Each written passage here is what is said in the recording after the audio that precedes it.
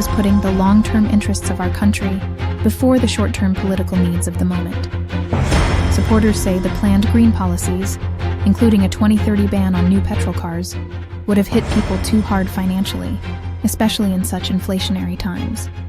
Critics, however, say taking longer to reach net zero will damage the UK's economic prospects, undermine business confidence, and leave us behind in the global race for investment, they say. Even some of Mr Sunak's own MPs have warned that backtracking could cost jobs and push up energy bills in the future.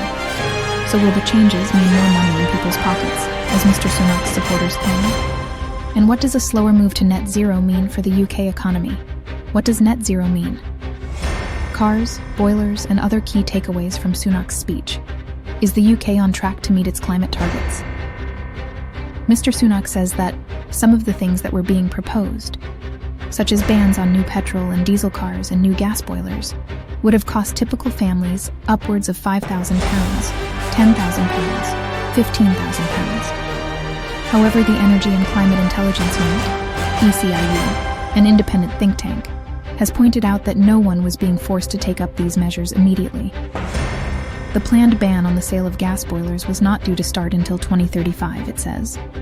The policy also only applied when a boiler broke or a person chose to switch. The think tank added that the PM cancelling new energy efficiency regulations for the private rental sector could cost British households almost £8 billion in higher bills over the next decade, and more if gas prices spike again.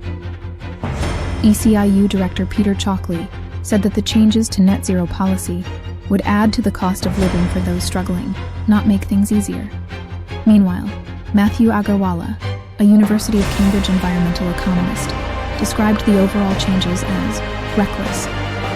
Renters face longer in lower quality homes.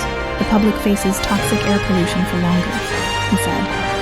And rather than taking control of transport costs with domestic renewable electricity, drivers are left exposed to the whims of international oil prices, he says.